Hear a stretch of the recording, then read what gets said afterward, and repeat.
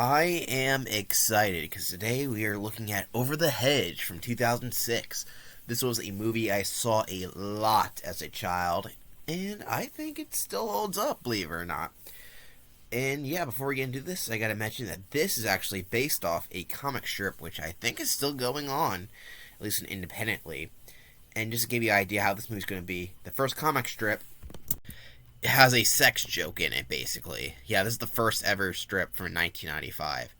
I bet you didn't know this was based off a comic book strip, but yeah, here it is. There's only like 3 characters from the movie, so it's really not that important, but there you go.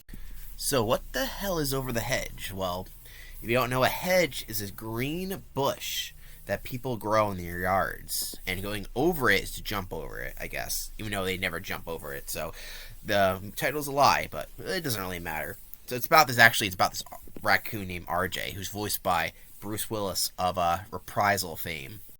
RJ here thinks it's a good idea to steal food from a bear, which, as you probably can tell, is not a good idea since it almost gets him killed. Yeah, he almost gets eaten right here, but he makes a deal, saying he can get all his food back in a week. You can live, but that's going to be a hard task, but that's the main plot of the movie. So RJ dies here. Well, he doesn't, just kidding. We also get the credits rolling for a song sung by Ben Folds, who does all the music in this movie. And they are very selective. If you like them, you like them. If you don't, well, they're just kind of beat. But also, there's a lot of celebrities in the movie, like a shit ton. Like every character, which there's actually quite a few characters in this movie, are voiced by a celebrity. In fact, there's actually a bunch of celebrities that were supposed to be in this movie, or at least casted, but didn't. Like Bill Murray, Harold Ramis, Gene Wilder. What the heck? They were going to cast everybody in this movie. But no, they only casted a bunch of celebrities, including a singer like Avril Lavigne, who can't act, but whatever. DreamWorks likes to cast their celebrities, and this movie does it the most. So the celebrities voice these characters here, who are the main characters, other than RJ. And RJ's going to scam these little woodland critters out of their life support. Also, for some reason, these characters hibernate, despite the fact that I don't think most of these guys hibernate, if at all. But it's a main plot point, so I guess whatever. They also need more grapes. But the little critters are getting scared because they see a hedge, and they don't know what's over the hedge. So Vern the turtle decides to go over the hedge because he's kind of the de facto leader of the group here. And he's scared because he sees his turtle brethren are holding up stone slabs. And he has a really bad time across the hedge. He has a bad time over the hedge. While Vern's driving across the hedge, or over the hedge, I should be exact, we get introduced to our next villain, who is Lily a Karen. No, I can talk. I'm just driving. So RJ the raccoon comes across the little critters and thinks these guys are great to scam, but they need a little convincing. So he uses the powers of Doritos. Open to.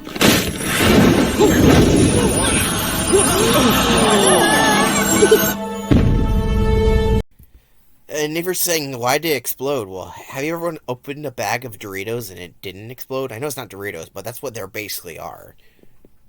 Also, RJ teaches the critters about consumerism and how humans are basically slaves to consumerism. It's not very subtle, but hey, at least the movie talks about it. Makes fun of people who are obsessed with food. More like overconsumption more than anything, not food, because food's delicious. But yeah, there is a little bit too much overconsumption. And I'm guilty of overconsuming stuff myself. Vern decides it's a good idea to eat a diaper. And that's a diaper. So Vern's like, fuck you, RJ, I don't like your shit. You're a scam artist. He's like, fuck, get the fuck away. I don't want to eat garbage because you took away my diaper. Well, that's not exactly what happened, but you get the point. So I didn't mention, but this movie's really short because RJ decides to take a nap, and the next scene is the end of the movie. Hey, Spuddies, you're cooler. Wagon.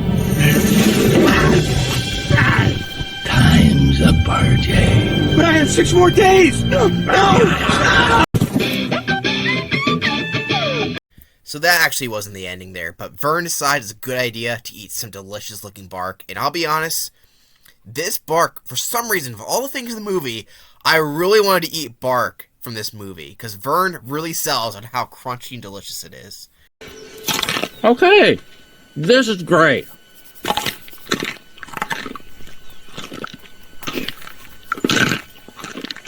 Granted, it takes some time to chew, but that was very satisfying. While Vern's too busy chewing on bark, RJ convinces Hammy, who's a squirrel, who's voiced by Steve Carell off The Office, if you didn't know, to get some cookies, but it goes terribly wrong, so Vern has to save the day. How does Vern do this? By stripping down naked, of course, because as we all know, turtles can detach from their shells. I believe this as a kid, but I don't know why, because every media seems to showcase that turtles can take off their shells, but as we all know, that's not how it actually works. I don't know why they keep doing that, but it bothers me. And Vern, put some pants on. Also, Karen here, I know she has a name, but Karen fits better, acts like a Karen again. So very quickly, RJ convinces the rest of the critters to join his stealing and thieving ways, while Vern is left behind eating his delicious bark. Though during one of his fiascos, we get introduced to our third villain. Yes, this movie has 3 villains, but this one is the most popular by the fan base. It seems like this guy's really popular. I think he's cool, but people overhype him. It's the Verminator, who is played by the Sandman. What does it matter to you anyway? Everything! So RJ gets a little too comfortable with the animals he's scamming, as they give him a TV, and the TV reflects on how he feels. Real, Kevin, because when you feel like a dirtbag, it's because you're a dirtbag, right? So just own it. Just say it out loud. I am a dirtbag. So Vern's had enough of RJ's shit and him stepping all over his tail that's tingling all the time. He's like, I'm gonna return this food, and RJ's like, fuck you, I'm bringing it back. But that ends up going badly. How badly? Well, it explodes. This movie really likes explosions. You wouldn't expect a movie about woodland critters trying to take some little food and so much explosions, but it does. So everyone gets mad at Vern, but Vern's like, you all are just a bunch of idiots. You're too stupid and naive to know any better. Vern reflects on himself by looking at his reflection, while RJ gets visions in the moon. Moon's full, RJ. See you in the morning. Well, yeah, the Verminator sets up a trap that's illegal in every state, except Texas. That's a contraband item, ma'am, as it is illegal in every state, except Texas. So RJ just like, let's get up a new plan to get all this food, and this is where the video game starts. Yeah, if you don't know, there's a little over-the-hedge video game. And for some reason, the video game starts at the end of the movie, and the rest of the game is like a made-up sequel that never got made. Which is kind of weird, but whatever. But yeah, I forgot there's this skunk character named Stella who's not that important, but she's important for this one scene where she has to trick the cat that's there to let them in, or kind of, but not really. But the cat gets easily manipulated because he just likes to ramble on about stories about how he's inbred. But uh-oh, everyone realizes that RJ is a scam artist, and he leaves his favorite Chips buddies. The vacation running the lie reveal part ends pretty quickly. As soon as RJ gets up the hill, he's like, fuck that shit, I'm gonna help these guys out, because I kinda like them. Through a series of events of fighting a bear, the animals crash into a house with a car. There's a lot of weird crap that goes on in this movie.